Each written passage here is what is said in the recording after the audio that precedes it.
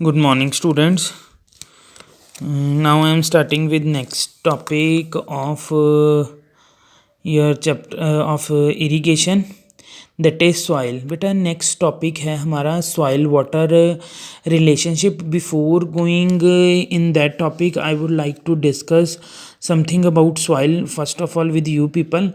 So बेटा soil क्या है? Soil are composed of 4 components. जो हमारी मिट्टी है उसमें 4 कंपोनेंट्स होते हैं, ठीक है। Mineral solids, organic matter solids, third one is water and fourth one is the air. अगर आप मिट्टी की बात करो तो मिट्टी के बीच में हमारे पास 4 चीज़ें होती हैं मिनरल सॉलिड्स। मिनरल सॉलिड्स में बेटा हमारे पास क्या चीज़ आ जाती है? जितने भी हमारे पास ये कहाँ से बनते हैं सॉलिड मिनरल सॉलिड्स? इसके बीच में जितनी भी सॉलिड चीज़ें हैं कौन कौन सी हमारे पास? एक तो पहले जो मिट्टी है, ठीक है। मिट्टी के बीच में हमारे पास मिट्टी बनती कैसे है? Geological weathering and organic matter. पहले तो बेटा मिनरल सॉलिड जो हार्ड चीज़ जैसे रॉक्स हो गए या कोई और मिट्टी के पार्टिकल्स हो गए, ये बनते कैसे? आपने पढ़ा होगा छोटी क्लासेस में, वेदरिंग ऑफ रॉक्स। पत्थर टूटते हैं, वेदरिंग। पत्थरों के टूटने से हमारे पास मिट्टी के बड़े बड़े ढेले बन जाते हैं, जैसे कह लो स्टोन टाइप, ठीक है। उनके साथ साथ में सॉलिड मैटर में वेदरिंग ऑफ रॉक, मिट्टी के कंकर होंगे साइड में, साथ में ऑर्गेनिक मैटर होगा। ऑर्गेनिक मैटर में जितनी भी हमारे पास एग्रीकल्चरल वेस्ट, पत्ते, झाड़ियाँ, इवन लिविंग ऑर्गेनिजम्स ऑल्सो, ठीक है। दूसरा एनिमल रेजिड्यू, गोबर, ये ठीक है। As well as living organism, ये सारे के सारे मिलके हमारे पास मिट्टी के कंकर, ऑर्गेनिक मैटर में पौधे, एनिमल रेजिड्यू और साथ में लिविंग ऑर्गेनिज्म, तीनों के तीनों मिलके हमारे पास क्या बनाते हैं? मिनरल सॉलिड, ठीक है। मिनरल सॉलिड के बाद बेटा हमारे पास क्या होता है? मिट्टी के बीच में एक तो मिनरल सॉलिड हो गए, ऑर्गेनिक मैटर, ये सारा कुछ इसके बीच में आ गया है, ठीक है। थर्ड बेटा हमारे पास ये वाटर और एयर कहाँ पे मिट्टी में प्रेजेंट होते हैं? हमारे पास मिट्टी के बीच में छोटे छोटे स्पेस होते हैं जिनको हम पोर्स बोल देते हैं। हम इनको क्या बोलते हैं? Pores. We call it a pores. ये क्या करते हैं? इन पोर्स जो खाली जगह होती है इनमें क्या फिल हो जाते हैं? वाटर और एयर, ठीक है। मिट्टी के बीच में मिनरल सॉलिड हमने पढ़ लिए, ऑर्गेनिक मैटर, ठीक है। मिनरल सॉलिड में जितना भी मिट्टी के कंकर, पार्टिकल्स, ठीक है। ऑर्गेनिक मैटर प्लांट्स और रेजिड्यू, एनिमल रेजिड्यू और लिविंग ऑर्गेनिजम्स। और थर्ड जो हमारे पास वाटर और फोर्थ एयर, ये कहाँ पे मिट्टी में प्रेजेंट होते हैं? सॉइल के बीच में। इन जो मिट्टी के बीच में थोड़े छोटे छोटे पोर्स होते हैं उनके बीच में क्या फिल होती है? वाटर और एयर। क्या होती है हमारे पास? वाटर और एयर। उसके बाद बेटा जो मिनरल सॉलिड्स हैं, मिनरल सॉलिड्स में मैंने पहले ही आपको मिट्टी के कंकर, मिट्टी के बीच में कौन कौन से कंकर हैं? हमारे पास 3 तरह के हैं मेनली। सॉइल किस किस के साथ बनी होती है? सैंड के साथ, सिल्ट के साथ एंड क्ले के साथ। ये 3 मिट्टी के मेन पार्टिकल्स हैं, कंकर हैं, जिनसे क्या बनती है? 3 की अलग अलग प्रपोर्शन होती है। कोई किसी में कोई ज़्यादा होगी, कुछ कम होगी, कुछ किसी में ज़्यादा होगी। ये तीनों की प्रपोर्शन मिलके हमारे पास क्या बनाती है? सॉइल बनाती है। क्या बनाती है? सॉइल, ठीक है। क्लियर है? हमने पहले ही पढ़ा ना मिट्टी, सॉइल के बीच में मिनरल सॉलिड के बीच में हमारे पास 3 तरह के पार्टिकल्स होंगे, सैंड, सिल्ट और क्ले। ऑर्गेनिक मैटर में एनिमल और प्लांट वेस्ट, ठीक है। और लिविंग ऑर्गेनिज्म, वाटर और एयर जो होगी वो हमारी पोर्स के बीच में होगी, ठीक है। पोर्स कहाँ पे होंगे? जो इनके पार्टिकल्स होंगे मिट्टी के कंकर के बीच में, छोटे छोटे स्पेस होते हैं जिनको हम पोर्स बोल देते हैं। तो बेटा इनकी पर्टिकुलर रेशियो होती है, इनकी रेशियो के हिसाब से मिट्टी का टेक्सचर होता है, ठीक है। तो पार्टिकल साइज़ की अगर हम बात करें कि कितने डायामीटर का होता है, बेटा हमने पढ़ा ना मिट्टी के कंकर 3, सैंड, सिल्ट और क्ले से। सैंड के बीच में पार्टिकल्स का कंकर का साइज़ होता है 0.05 to 2.00 mm, ठीक है। दिस मीन सैंड के जो पार्टिकल्स होते हैं उनका साइज़ सबसे ज़्यादा होता है। सिल्ट के का साइज़ होता है 0.002 to 0.50 mm और क्ले का सबसे छोटा होता है, तभी इसकी कॉम्पैक्शन ज़्यादा होती है। ये इसकी चिकनाहट ज़्यादा होती है, ज़्यादा कॉम्पैक्ट होती है, जुड़ी होती हैं।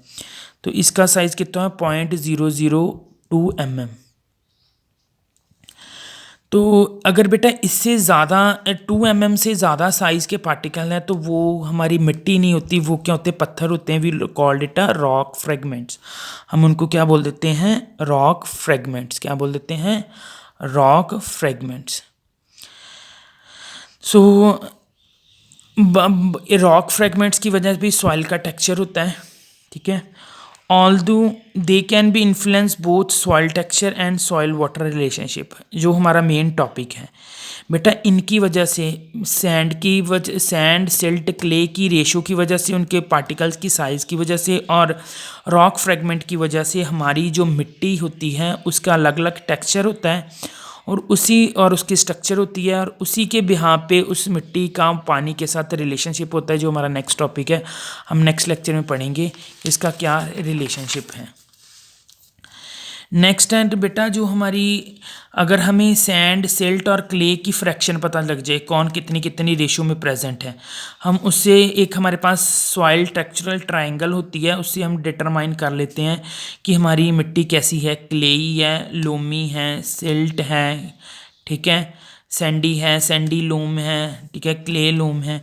What ever the texture we can determine with it the help of triangle. I will send you the notes में मैं आपको ट्रायंगल भी भेज दूंगा, ठीक है। ये था। नेक्स्ट है soil texture determination is important बेटा। सॉइल के टेक्सचर के हमें पता होना बहुत ज़्यादा ज़रूरी है। अगर मिट्टी का पता हो तो हम पता करा सकते हैं ना इसमें कौन सी फसल अच्छी है, इसमें इसकी वाटर, इसको कितनी रिक्वायरमेंट है वाटर की और इसकी क्या है। तो अगर टेक्सचर का पता होगा तो बेटा हमें उसकी ड्रेनेज का पता चल जाएगा कि पानी उसमें कितनी जल्दी ड्रेन होता है, उसकी वाटर होल्डिंग कैपेसिटी के बारे में पता चल जाएगा, इरीगेशन उसमें हवा जाती है या नहीं जाती है, उसकी ससेप्टेबिलिटी, वो जल्दी इरोड मतलब पंजाबी में जिस कहते हैं मिट्टी जल्दी रुड़ जाती है कि नहीं, एक जगह खड़ी रहती है। कैटाइन एक्सचेंज कैपेसिटी, उसके बीच में कैटाइन एक्सचेंज होता है। पीएच कैसा है, उसकी बफरिंग कैपेसिटी कैसी है, सॉइल हेल्थ कैसी है, सॉइल की हेल्थ कैसी है, फर्टिलिटी कैसी है सॉइल की। So all these factors can be determined if we know about the soil texture. और soil texture can be determined with the help of soil structural triangle, and this triangle shows कि what proportion of sand silt and clay is present in a soil. तो बेटा most soil composed of, बेटा जितनी मिट्टी होती है उसके बीच में हमने पहले ही पढ़ा था, पीछे भी एक बार रिकॉल कर लूँ। मिट्टी के बीच में ऑर्गेनिक मैटर, पोर्स होते हैं, पोर्स के में क्या होती है हमारी वाटर और एयर होते हैं। इसी वजह से बेटा पोर जो मिट्टी होती है उसमें हमेशा 35 to 55% पोर स्पेस होता है, 45 to 65% सॉलिड मटेरियल होता है। सॉलिड मटेरियल में क्या पढ़ा था हमने, सॉलिड मटेरियल में क्या होंगे हमारे पास ऑर्गेनिक मैटर और साथ में सैंड सिल्ट और क्ले की कंपोजिशन कितनी कितनी प्रेजेंट है, ठीक है। बाकी इसमें से 45 to 60 में से मोस्टली हमारे पास 40% सैंड सिल्ट क्ले होगी और 2 to 5% हमारे पास ऑर्गेनिक मैटर होगा, ठीक है। और एयर और वाटर जो है वो पोर्स में होंगे, जो हमारा 35 to 50% है, ठीक है। तो ये जो एयर और वाटर क्या करेंगे, पोर्स को फिल कर लेंगे। और पोर्स के फिल होने, पोर्स कैसे फिल होंगे, ये हमें अगर तो हैवी रेनफॉल हुआ है, ज़्यादा बारिश हुई है तो पोर्स में ज़्यादा पानी भरा होगा, एयर कम होगी, इनकी आपस में वो है कंपटीशन। एयर ज़्यादा होगी पोर्स में जब वाटर, क्योंकि दोनों पोर्स में प्रेजेंट होंगे। अगर हमारे पास ज़्यादा टाइम तक सूखा पड़ा है, ड्राई कंडीशन है, तो उसमें क्या होगा, पोर्स में ज़्यादा लेस एयर होगी but sorry more less water होगा, मोर क्या होगी एयर।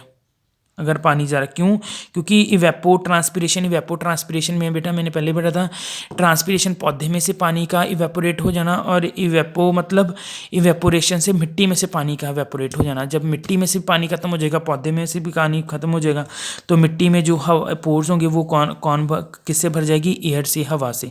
तो इस वजह से अगर ज़्यादा ड्राई कंडीशन है तो पोर्स में ज़्यादा एयर होगी, पानी कम होगा, क्यों, क्योंकि इवेपो ट्रांसपिरेशन हो जाएगी, परकोलेशन हो जाएगी, वाटर जो होगा डीप रूट्स में नीचे चला जाएगा।